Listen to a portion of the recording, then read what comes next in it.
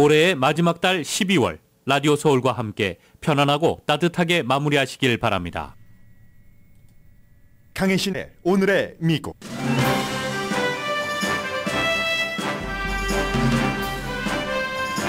바이든 대통령이 방금 전 샌드라 데이 오코너 미국 최초의 여성 연방 대법관 장례식에서 조사를 했습니다. 오코너 대법관을 Person of all season이라고 표현함으로써 그의 업적과 인생을 말했습니다. 대법관의 아들은 어머니를 일에 대한 윤리의식이 특히 강해서 유방암 치료를 받을 때도 법원에 출석했다고 기억했습니다. 텍사스 주지사가 경찰이 멕시코 국경에서 이민자를 체포할 수 있도록 하는 법안에 서명했습니다. 텍사스주는 연방정부가 아무 일도 안 해서 스스로 지킨다면서 통과시킨 법입니다. 그러나 연방 이민법에 도전하는 이 법은 집행되면 인종차별로 이어질 것이라는 우려가 큽니다. 프란치스코 교황이 동성 커플을 축복하도록 결정하자 미국 카톨릭계 의견이 엇갈립니다. 보수 시각에서는 교황에 분노하고 전반적으로는 교회의 가르침도 변할 수 있다는 의견이 대세입니다. 미국 카톨릭 신자 10명 가운데 6명은 동성 결혼도 지지합니다. 바이든 대통령의 이스라엘 정책을 지지하는 사람은 겨우 33%, 반대하는 사람이 57%입니다. 유권자의 반 이상이 트럼프 전 대통령이 다시 대통령이 되면 독재자로 행동할 것으로 생각합니다. 하버드 대학과 해리스폴 공동 여론조사 결과입니다. 트럼프 전 대통령이 이민자가 미국의 피에 독을 넣는다는 이런 발언을 하자 공화당의 연방 상원 의원들이 움찔하면서 그를 비난합니다. 미국 50개 모든 주에서 가장 안전한 곳은 작은 타운이고 모든 주에는 적어도 1개 이상의 안전한 타운이 있습니다. 캘리포니아주에서는 오렌지 카운티의 렌초 산타 마가리타와 베이 인근 댄빌이 안전한 타운으로 선정됐습니다. 2023년 올해도 세상에 큰 흔적을 남긴 많은 사람들이 세상을 떠났습니다. 가수 해리 베라폰테, 토니 베넷, 헨리 키신저, 실비오 베를루스코니 등입니다. 여러분 안녕하십니까? 오늘의 미국 강혜신입니다. 지금 워싱턴의 대성당에서는 샌드라 데이 오코너 연방 대법관의 장례식이 치러지고 있는데요. 제가 이제 이 내용은 맨 뒤에 준비를 했습니다만 그러나 지금 존 로버츠 연방 대법관이 조사를 하고 있기 때문에 조금 들어보겠습니다. No fluff. Her approach was, let's get what's most important to me on the table at the outset. Get it done. Another example came the day I was nominated to succeed Justice O'Connor. 네, 샌드라 데이 오코너 연방 대법관의 일을 하는 그런 이제 그 방법과 원칙에 대해서 얘기를 한 것 같은데요. 왜냐하면 저도 끝부분만 들었으니까 뭔가 아무튼 어떠한 안건이 있을 때 이 일을 이루자 하는 이제 그런 것을 얘기를 했고 지금 존 로버츠 연방 그 대법원장도 함께 일을 했었던 샌드라 데이 오코너 대법관에 대해서 지명할 때의 어떤 일화를 얘기하고 있는데 오늘 그 바이든 대통령이 좀 전에 이 존 로버츠 대법관 전에 먼저 조사를 했는데 그때도 마찬가지였습니다. 이 샌드라 데이 오코너라는 연방 대법관이 미국 최초의 여성 연방 대법관이고 온건한 보수였지만 스윙보로 역할을 많이 해서 미국에 큰 역할을 남겼다 이런 얘기를 하면서 역시 그 샌드라 데이 오코너 연방 대법관은 그 Person of all season 이렇게 표현을 그 바이든 대통령이 했습니다. 바이든 대통령의 얘기를 조금 of Sandra Day O'Connor to become the first woman in American history to serve as a Supreme Court Justice on the United States Supreme Court. Announcing her nomination early that summer. 이제 레이건 대통령 때였고 여름에 시작이 됐는가 보죠. 본인은 상원 의원이었습니다. For all seasons. Person for all seasons. Person for all seasons. 네, 맞다라고 얘기를 하죠. 그리고 Person for all season이라는 표현은 로널드 레이건 전 대통령이 이제 선거 캠페인을 할 때 내가 대통령이 되면은 최초로 여자 연방 대법관을 지명을 하겠다라고 공약을 했고 그 공약을 지킨 겁니다. 그러면서 이 샌드라 데이 오코너는 만장일치로 인준을 받아서 그동안 그 이후에 25년 동안 연방 대법관으로 많은 일을 했는데 season of all season이라는 게 무슨 person of all season이라는 게 뭐 이런 뜻이라는 거 다 우리가 짐작하고 알고 있지 않습니까? 날씨라는 것은 all season은 봄, 여름, 가을, 겨울 다 각각의 특성이 있고 그리고 변화도 많고 그 사이에서 연방 대법관으로 일할 때 그 모든 것을 다 처리해 나갈 수 있는 능력이 있는 사람이라는 것 아니겠어요? 그렇게 인생을 살다가 2006년도에 사랑하는 남편이 나를 위해서 쭉 뒷바라지를 했었는데 같이 스탠포드 법대를 다녔습니다. 남편이 알츠하이머에 걸리자 이제 내가 남편 간병 좀 해야지 되겠다 하면서 은퇴했고 은퇴하고 나서도 일반인으로서의 할 수 있는 많은 일을 하면서 남편을 간병을 했고 남편이 먼저 알츠하이머로 세상을 떠났고 본인도 2018년부터는 알츠하이머를 앓다가 세상을 떠났습니다. 세상을 떠날 때에 남긴 편지도 있고 아주 그 훌륭한 일을 많이 한 그 역사적인 인물의 장례식이 지금 워싱턴 국립대성당에서 이루어지고 있고요. 이 내용은 좀 뒤에 말씀을 다시 드리겠습니다. Let alone judges. She had to find her own style to cajole, persuade, and unite colleagues when there was no example to follow for the first female Senate leader in the country. 네, 이 나라에서 첫 번째로 여자를 연방 대법관으로 해서 아무도 이제까지 해보지 못한 그 샌드라 데이 오코너의 특별한 스타일로 칼리그라고 얘기하죠. 이때 칼리그는 다른 연방 대법관들이잖아요. 그런 가장 똑똑하다, 가장 뭐 윤리적으로도 뭐 검증이 될 만큼 됐다 하는 사람들 사이에서 그 칼리그의 의견을 같이 모으는 특별한 스타일을 구가했다. 이런 얘기를 대법원장으로서 존 로버츠가 지금 장례식에서 하고 있습니다. 그 대성당의 벽이 아주 뭐 웅장한 돌들이잖아요. 대체적으로 흰빛인데 역시 그 조사를 하고 있는 존 로버츠 대법원장 앞에는 샌드라 데이 오코너 연방 대법관을 뭐 기리고 생각하고 하는 하얀색의 장미꽃 아주 싱그러워 보입니다. 이 추운 겨울에 뒤에 좀 전해드리겠습니다. Person of all season에 대해서는요. 이 내용은 오늘 미국의 탑뉴스입니다. 샌드라 데이 오코너가 아니라 텍사스 주지사가 텍사스 경찰이 멕시코 국경에서 이민자를 의심스러우면 저 사람 불법인 것 같아. 서류 미비자인 것 같아. 하고 의심이 되면은 체포할 수 있도록 하는 법안에 서명을 했습니다. 내년 3월에 집행할 예정이고 그리고 또 두 번째는 지방판사가 딱 그 상황을 보고 나서 그 사람을 바로 추방할 수도 있도록 결정하는 이 같은 법안에 서명을 했습니다. 불법 국경을 넘는 것 자체는 텍사스주뿐만이 아니라 연방법으로도 범죄입니다. 범죄이긴 한데 지금의 이민 시스템 연방법으로는 그 민사사건으로 연방법원 시스템 안에서 처리를 하는 건데 텍사스는 텍사스주 로컬 경찰과 로컬 판사에 의해서 처리를 하겠다는 겁니다. 앞으로 경찰은 예외가 되는 지역은 있습니다. 학교도 대학 캠퍼스는 아닙니다. 대학 캠퍼스는 경찰이 딱 들어가서 서류 미비자 맞지? 하고 말하자면 색출 비슷한 것을 해낼 수가 있고 그러나 다른 이제 그 대학교 아래 단계의 학교에서는 이런 거 적용되지 않고 병원에서도 또 예배 장소에서도 적용되지는 않습니다. 나머지 장소에서 모두 의심된다 하면 경찰이 체포할 수 있다는 것이고 그러면 경범죄부터 적용이 돼서 처음에 뭐 6개월 징역형이 내려질 수 있고요. 그리고 이제 두 번 또다시 잡히면은 뭐 20년이라든가 벌금형도 있고 형기를 다 마치고 나서야 추방하고 이렇게 되는 거고요.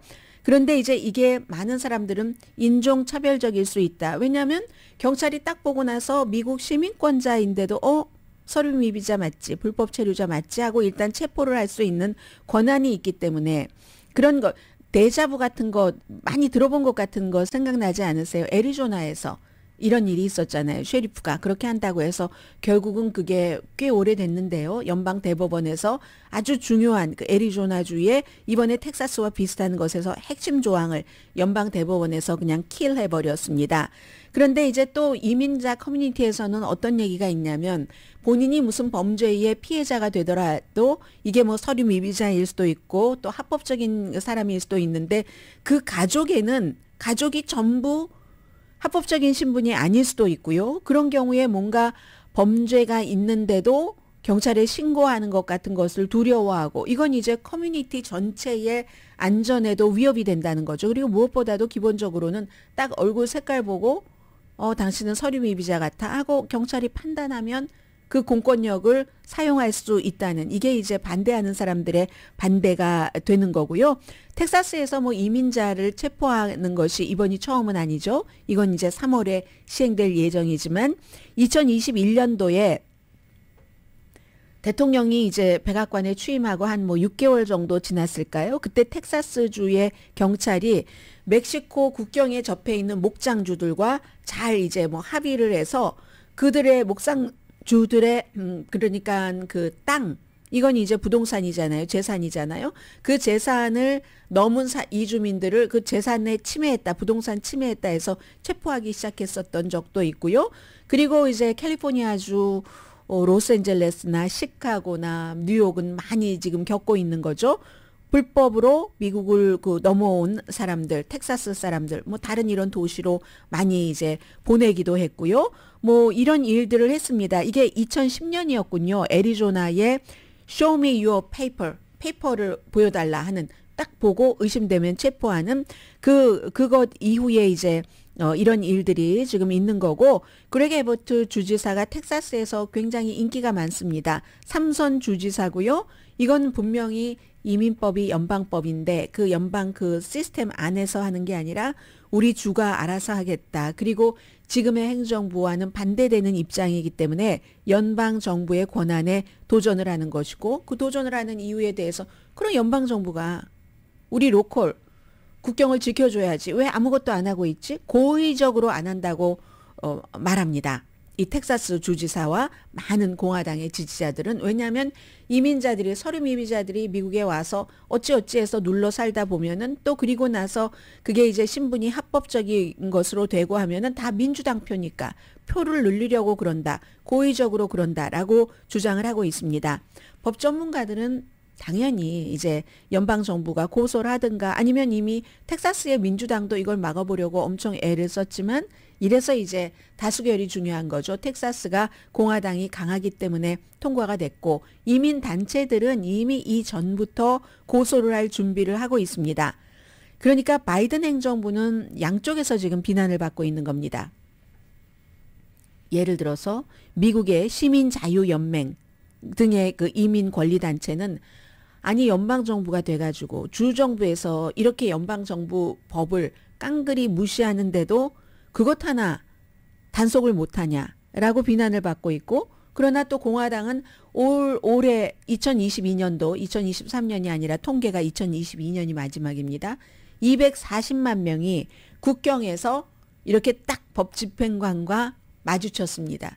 이 240만 명이나 됩니다. 그러니까 공화당은 지금 이걸 가지고 우크라이나에 지원하고 싶어? 그러면 우리가 원하는 대로 국경 안전에 관한 뭔가 법을 만들자 이렇게 주장을 하고 있는 거고 이거는 지금 아주 공화당과 민주당 사이에 연방 상원이 휴가도 안 가고 일을 하고 있지만 아직도 거리가 엄청나게 멀다는 얘기 나오고 있습니다. 그래서 지금 이민단체에서는 이제 텍사스주에 가서 텍사스주 그쪽 지역의 사람들도 그렇고 경찰이 차를 세울 수도 있습니다. 이거 의심스러운데 하고 그냥 지나가는 딱 국경 그 앞에 경찰이 서 있는 게 아니라 수비의 역할로서 서 있는 게 아니라 이렇게 도시를 다니다가 자동차를 세울 수가 있습니다. 애리조나에서 했었던 일입니다. 그때는 변호사가 없이는 어떠한 서류에도 서명하지 말아라. 경찰이 이 사람이 지금 예를 들어서 망명 신청자인지 그 경우는 합법적으로 미국에서 거주할 수 있는 권한이 있기 때문에 아니면 무슨 재판 날짜가 언젠지 이 사람의 이민 배경을 조사하는데 시간이 걸리잖아요. 그러니까 어떠한 서류에 대한 서명은 하지 말아라. 이 같은 이제 지금 뭔가 교육이죠. 교육 같은 것도 하고 있고, 그리고 많은 그 라틴 아메리카 뭐 관련 시민연맹 기타 단체에서는 뭐 지금 일단은 고소를 할 거니까 그 고소 때문에 3월 달에 시행되지 않을 수도 있다. 이렇게 보고 있습니다. 그런데 하나는요. 달라스 출신의 공화당의 보수 상원 의원입니다. 텍사스의 상원 의원이 브라이언 버드웰이라는 상원 의원이 이런 얘기를 합니다. 텍사스 주정부는 연방정부가 우리의 국경을 지켜주지 않고 아무런 일도 하지 않기 때문에 우리는 말하자면 연방법을, 이민법을 어기고 텍사스가 따로 법을 만들어서 이걸 운행하겠다 하는 거잖아요. 그러니까 이 공화당 의원이 하는 말은 우리는 헌법에 대해서 우리가 복종하겠다고 선서한 것을 무시하는 거다. 끔찍한 전례를 만들고 있다. 예를 들어서 그럼 바이든 대통령이 국경을 지켜주지 않았다.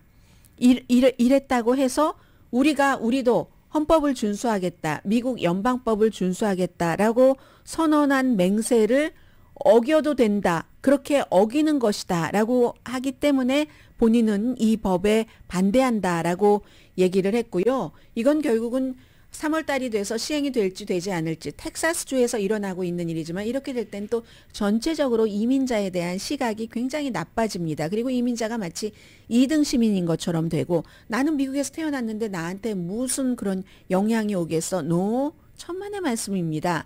전반적인 사회 분위기가 그러면 그 다음에 합법적인 이민자도 의심해. 그리고 뭐 합법적이든 뭐든 니들 다 그렇고 아니 근데 니들도 다 독일에서 오고 니들도 다 영국에서 오고 왔는데 결국은 피부색에 의해서 차별을 받을 수 있는 합법적으로 사회적인 분위기가 널리 퍼진다는 것을 지금 많은 사람들은 걱정을 하고 있는 겁니다. 그래서 만약에 3월 달에 이게 시행이 된다면 텍사스에서 다른 주로 그 많은 험한 분위기가 퍼질 것이며 그렇지 않다 하더라도 이 같은 이슈는 선거에서 굉장히 중요한 그런 것을 사람들에게 심어줍니다.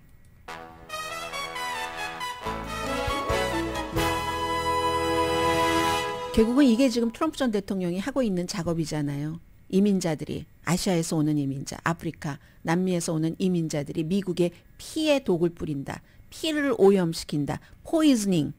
이 나라의 블러드를. 이렇게 얘기를 하고 있는 거잖아요. 그 부분들은 이제 잠시 뒤에 공화당의 반응을 좀 전해드리겠고요. 오늘의 미국은 전문가가 추천하는 이민법, 가정법 전문 재인정 종합법률사무소, 총 20억 달러 승소, 교통사고와 상해 전문 브라이언 타필라와 CJ 변호사 그룹, 코지다운 갤럭시 이블은 잠이 솔솔 오게 하는 기능성 거위 털 이불로 독일 회사와 함께 생산합니다. 코지다운 갤럭시 이불 공동펀입니다.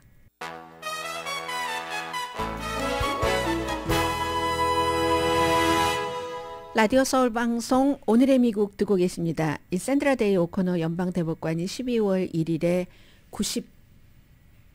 93세였던가요? 93세인가요? 96세인가요? 잠깐만요. 제가 한번 또 이런 때 꼭 궁금하고 나중에 말씀드릴게요 하고 말씀드리지 못하는 때도 있고 하기 때문에 93세 맞네요. 그랬기 때문에 지금 아들만 셋이거든요. 아들 부자예요. 그들이 어머니를 이렇게 생각을 하는데 왜 미국에서는 오래 준비했고 그리고 또 이제 살다 가신 그런 그 부모님들에 대해서 뭐 조크도 얘기하고 사람들이 그래서 장례식장에서 웃기도 하고 하잖아요. 근데 저는 저분이 누구지? 그 목회자신가 하고 봤는데 어머니가 또 워낙에 몸짓이 막 크고 막 살집도 많고 이런 분이 아니었기 때문에 아들인데 어머니가 93세까지 살다 가셨으니까 아들들도 뭐 60세도 넘고 하지 않았겠어요. 그래서 나이가 많이 들었다. 이런 걸 아무튼 보고 있고요. 흐뭇한 얘기들이 오고 가는 것 같습니다. 그런데 저는 뉴스에서 별로 흐뭇하지 않은 뉴스를 전해드리게 되네요. 바이든 대통령이 이제 드디어 본인의 낮은 지지율에 대해서 조금 생각하기 시작했다. 움츠러들기 시작했다. 이런 어제 워싱턴 포스트의 보도에 대해서 뭐 오늘까지 많은 그 어피니언 리더들이 얘기를 하고 있고요. 트럼프 전 대통령은 아이오와주로 가서 또 캠페인을 합니다. 이제 얼마 남지 않았으니까 30일도 안 남았죠. 코커스 열리는 게 터커 칼슨 지금 부통령 후보로도 거론되고 있죠. 니키 헤일리는 죽어도 안 된다. 니키 헤일리가 부통령 후보라고 안 돼, 안 돼. 니키 헤일리가 부통령 후보가 되면 나는 정말 강하게 반대할 거야. 표를 찍지 않는 이유가 될 거야. 독이라니까. 왜 이렇게 독을 좋아해요? 포이즌 이런 말을. 지금 트럼프 전 대통령 주변 사람들은 니키 헤일리가 독이랍니다. 가장 허무하고 어둡고 분위기 반대인 것 같은데요. 좀 명랑하고 쾌활하고 하는 사람으로 보이는데 이 터커 칼슨은 가장 허무하고 어둡고 대중의 지지를 받지 못하고 있다. 대중의 지지는 트럼프 전 대통령만큼은 아니지만 트럼프 전 대통령 다음으로는 받고 있죠. 글쎄요. 절대 안 된다. 절대 안 된다. 본인이 부통령 후보 되는 것을 어느 정도나 생각하고 있는지는 모르겠습니다. 그리고 지금 독일하고 터커 칼슨도 얘기를 하고 트럼프 전 대통령도 한 번이 아니라 여러 번 지금 이런 얘기를 하고 있는데 공화당의 하원 의원들은 속으로는 어떤 생각을 하고 본인들끼리는 어떤 말을 하고 팍스뉴스에서 어피니언 리더들이 본인들끼리는 트럼프 욕 엄청 하고 방송에서는 트럼프 엄청 칭찬했던 것처럼 그럴지 모르지만 하원에서는 상원은 어느 정도 일치가 됩니다. 그 뒤에서 동료들과 하는 말 본인의 속마음과 공개적으로 하는 말이 어느 정도 일치가 되거든요. 트럼프 전 대통령이 이민자들의 미국의 피에 독을 넣고 있다 하는 그런 뭐 일종의 선언입니다. 2번 이상 하면 선언이잖아요. 그리고 푸틴 대통령의 말을 인용을 해서 나를 이렇게 기소한 것은 미국의 민주주의가 후지다는 뜻이야 라고 얘기한 이 두 가지를 공화당의 상원 의원들은 참 싫어합니다. 그래서 실제로 탐 틸리스 노스캐롤라이나가 지역구인 의원은 전혀 도움이 되지 않는 말이다. 그리고 웨스트 버지니아의 그 셜리 무어 카피토 의원은 저는 동의하지 않죠. 제가 이민자의 자녀인데요. 트럼프도 이민자의 자녀예요. 그냥 말만 그렇게 하는 거겠죠. 아직 공화당이니까. 좀 불편하잖아요. 잘 모르겠어요. 설명할 수 없어요. 왜 그런 말을 하는지 이런 거. 그리고 트럼프 전 대통령은요. 본인이 하는 말에 대해서 책임을 안 져요. 이것도 역시 공화당 의원이 한 얘기입니다. 공화당 지도부의 미치 매코넬 다음으로 존 의원이 서열 2위잖아요. 선을 넘었다. 이민자로 세워진 나라에서 이민자를 미국의 피에 독을 뿌린다고 하면 이민자의 피라는 미국이라는 피가 이민자들의 피인데 이민자의 피에 이민자가 독을 뿌린다. 그럼 자멸한다는 얘기인가요? 아무튼 선을 넘었다. 이민자가 서류 미비자가 특히 급증하는 것에 대해서는 당연히 민주당도 걱정을 합니다. 컨트롤할 수 없는 정도로 그렇게 하기 때문에. 그러나 존 의원도 저희 할아버지도 이민 오셨는데요.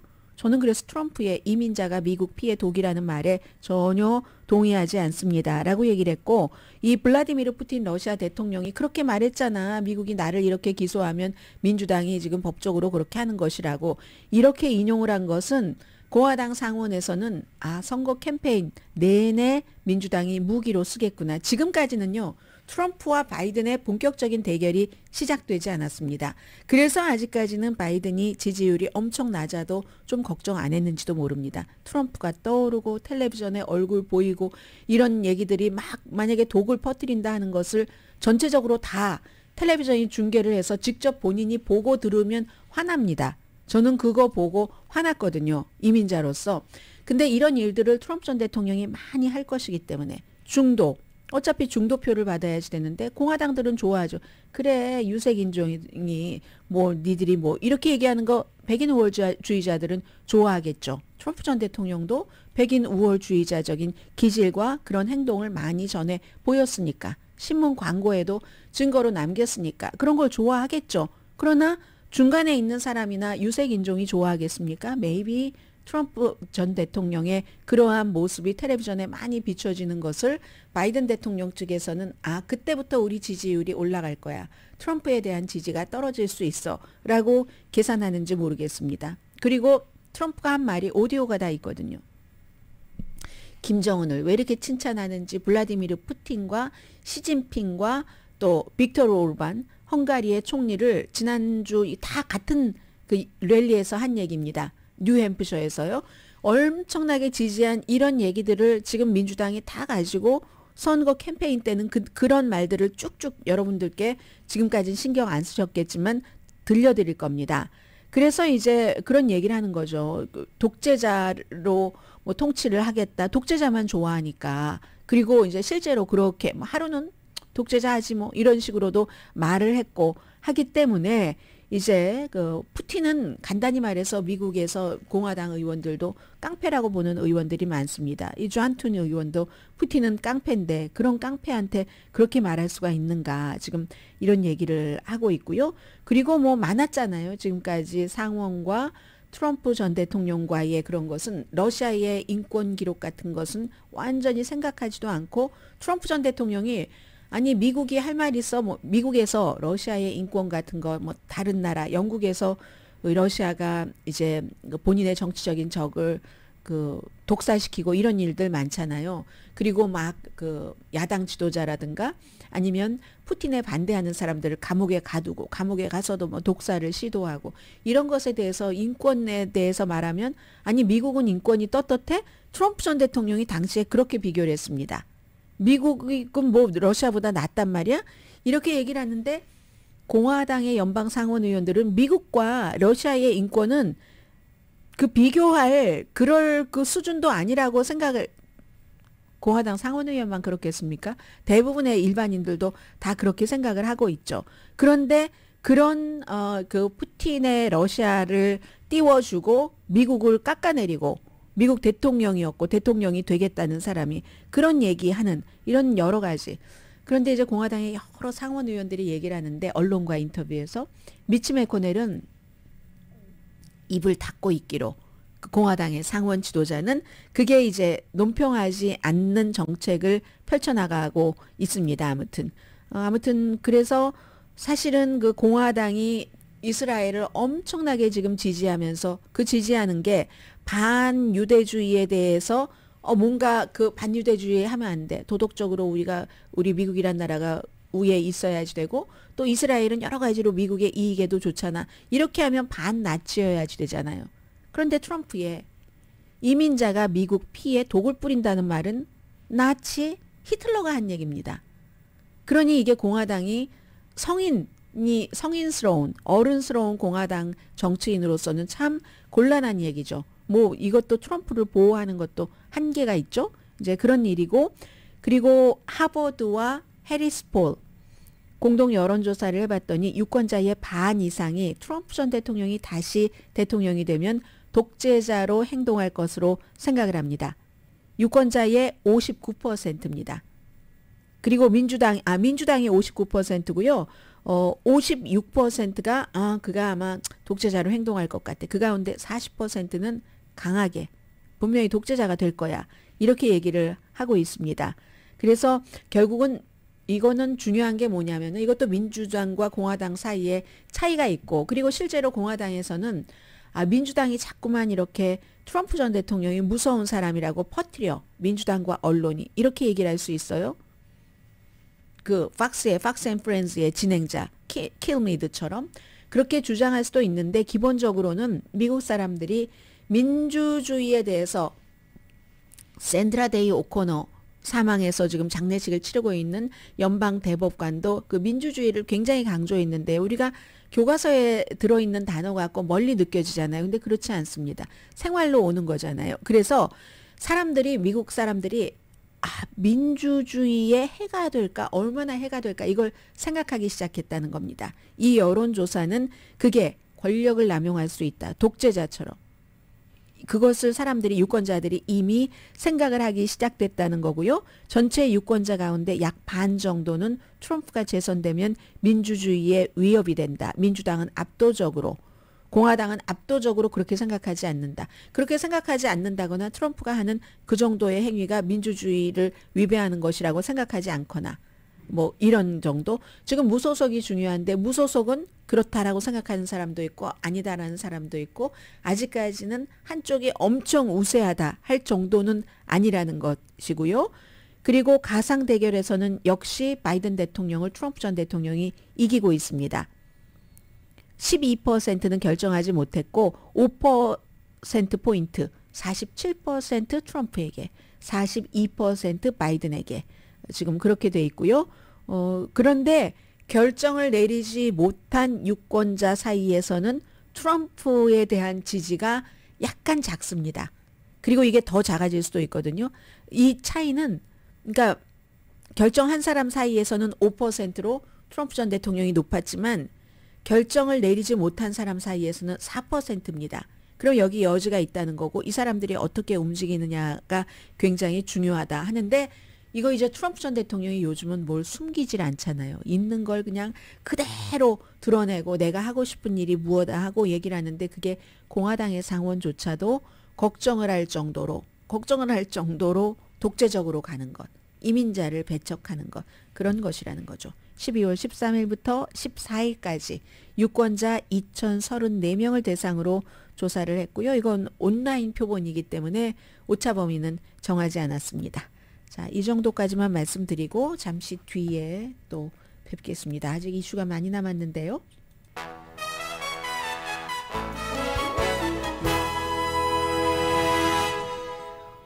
오늘의 미국은 전문가가 추천하는 이민법, 가정법 전문 제인정 종합법률사무소, 총 20억 달러 승소, 교통사고와 상해 전문 브라이언 타필라와 CG 변호사 그룹, 코지다운 갤럭시 이불은 잠이 솔솔 오게 하는 기능성 거위 털 이불로 독일 회사와 함께 생산합니다. 코지다운 갤럭시 이불 공동 후원입니다. 어느 주나 다 이제 장단점도 있고 차이점도 있고 안전한 곳도 있고 안전하지 않은 것도 있습니다. 미국 50개 주에서 가장 안전한 곳은 당연히 이제 작은 타운이나 작다는 것은 인구가 작은 것이요. 면적보다도 그런 그 도시이고 재정 사이트 개인 재정 사이트인 머니긱 GEEK 기기요. 그 기기 분석을 했습니다. 연방 그 수사국의 자료를 범죄율 그리고 그 범죄로 인해서 사람이 다쳤거나 아니면 재산 피해 뭐 요즘 자동차 절도 많잖아요.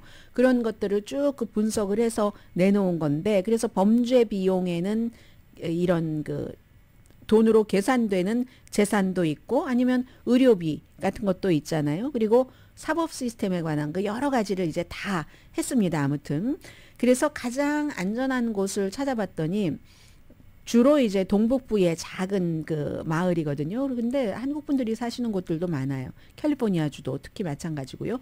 맨하탄에서 50마일 정도 떨어진 뉴저지 먼로 타운십이 재산 범죄가 굉장히 낮답니다. 강력 범죄율도 낮아서 제일 안전한 곳.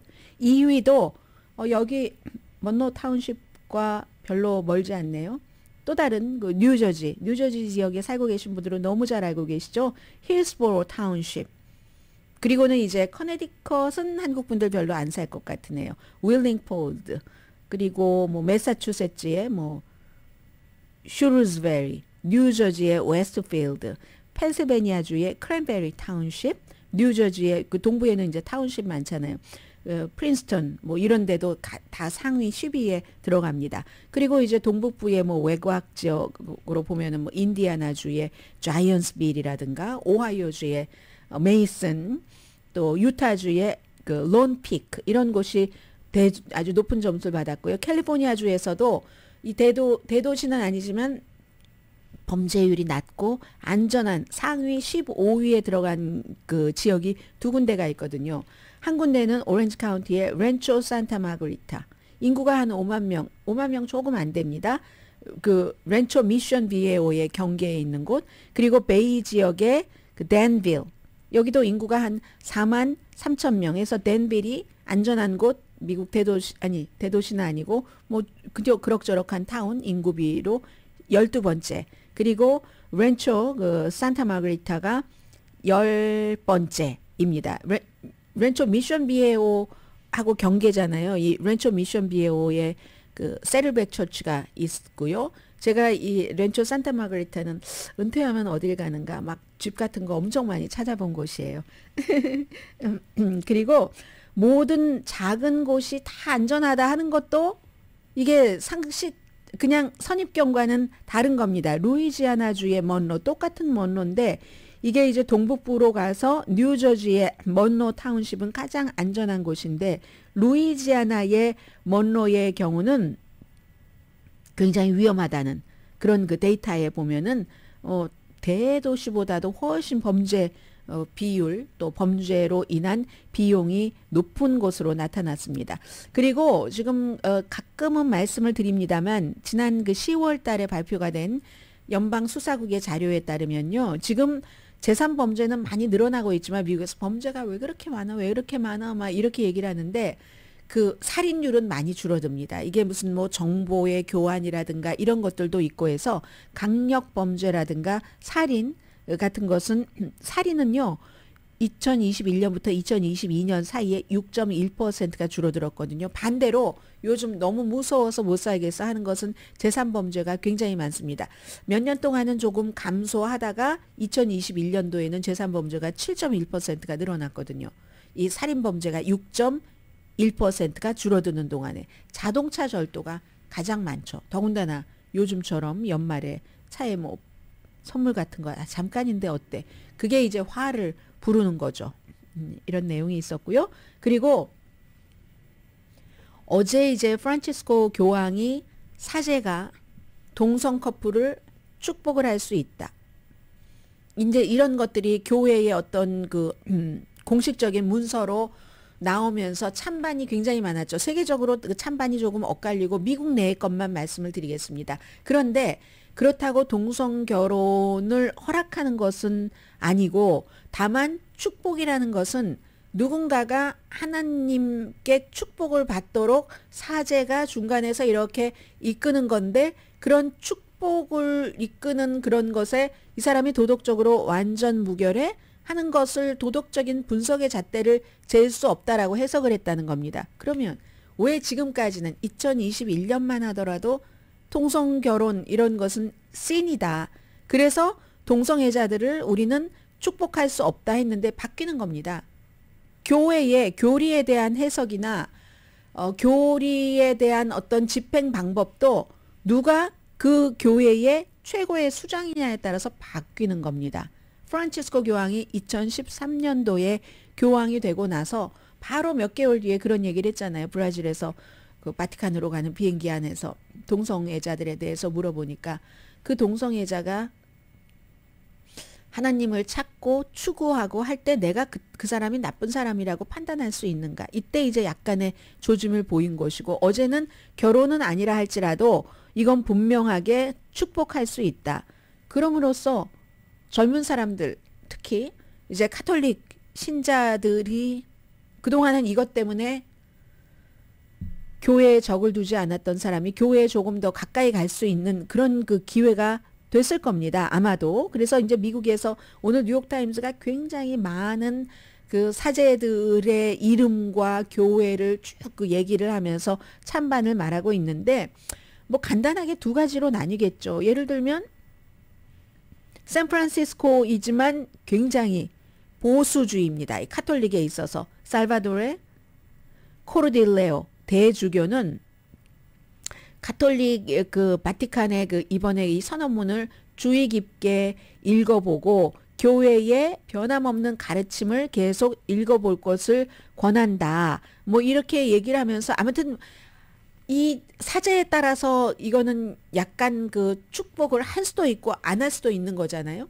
그렇기 때문에 애매모호한 것도 굉장히 그 강할 수도 있다라는 거. 그리고 어떤 사람은 이건 교회의 가르침을 완전히 훼손하는 거지 이렇게 얘기하는 사람들도 있고요. 모든 신부가 모든 사제가 모든 상황에서 다 축복을 줘야지 된다 이렇게 명시되어 있지 않습니다. 그래서 사제의 권한에 따라서 케이스 바이 케이스로 이 사람을 축복할 수도 있다 하는 얘기가 되는 거거든요. 그래서 이제 개별적인 뭐 교구라든가 지역에 따라서 갈등이 굉장히 많을 수도 있고 보수주의자인 그 제럴드 머레이 그 성직자가 하는 얘기는 이건 우리는 심각한 범죄를 저지른 사람들이다. 성적 관계에서. 그런 사람에게는 결코 축복을 내릴 수 없다. 교황은 남자를 좋아하고 남색이라고 얘기하는 간음하고 이런 부도덕한 그 관계 그런 그 관계에도 축복을 하라고 하는데 우리 사제가 정말 끔찍한 위치에 있다. 이런 그 얘기들을 하는 사람들도 있다는 겁니다. 아무튼 그래서 퓨 리서치사의 2019년도의 여론조사입니다. 카톨릭 신자 10명 가운데 6명 이상은 동성결혼을 지지한다고 답변을 했습니다. 그러니까 일반 신자들에게는 큰 영향을 미칠 것 같진 않은데 지금 프란치스코 교황이 일요일에 87세 생일이었거든요. 그렇기 때문에 최근에 프란치스코 교황이 하는 일을 보면 본인이 하고 있는 조금 더 그 진보적인 이런 일들에 대해서 완전히 그냥 공개적으로 반대하고 뭔가를 방해하고 하려는 사람에게 교회의 법안에서 어떤 벌을 주죠. 뭐 지위 같은 것을 박탈한다던가 그 지위가 오랜 동안 그런 성직자로서 훌륭한 일을 했기 때문에 뭐 무료로 뭐 바티칸 아파트먼트에 살게 해준다? 이걸 다 박탈해버린다던가 미국의 사제가 그런 일을 당했습니다. 그렇게 뭔가를 이제 본인의 교황으로서의 레가시를 랩업하는 과정이 아닌가. 뭐 건강도 그다지 좋지 않고 해서 미국에서는 이 문제는 일반인들과 마찬가지로 굉장히 이슈가 되고 있는데 가장 중요하게는 아마 교황은 그런 뜻이 아니었어도 이 교황의 이 같은 그 움직임에 찬성을 하는 많은 카톨릭의 성직자들은 줄어드니까 신도가 줄어드니까 이것 빼고 저것 빼고 이 상황 저 상황 다 빼면 우리는 설 자리가 어디야 하는 의미에서 찬성하는 사람들도 있을 테고 교황이 얘기를 하는 것처럼 모든 인간은 다 평등하다라고 얘기하는 사람들도 있을 테고 그런데 하나 또 중요한 건요. 미국의 그 카톨릭 사제들은요. 신부들은요. 나이가 많이 드신 분보다 젊은 사람들이 훨씬 보수적이랍니다. maybe 나이 든 사제는 이런저런 것을 다 겪어서 그가 세속과는 반대인 거예요. 이런저런 것을 교회의 교리에 대해서 다 겪다가 나중에는 더 많은 것을 포용하는 것으로 나가는 것 같고 그러나 젊은 사제는 처음에 순수하게 시작하잖아요. 아주 여기 딱 요렇게 보고 완고하게 그랬기 때문에 그러는 게 아닌가. 근데 저의 이건 짐작입니다. 잠시 뒤에 뵙겠습니다.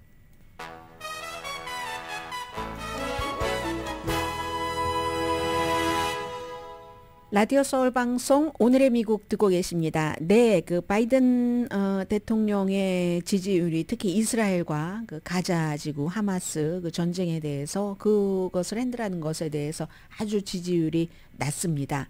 33%는 지지한다, 57%는 반대한다. 초창기에 이스라엘을 강하게 지지했고요.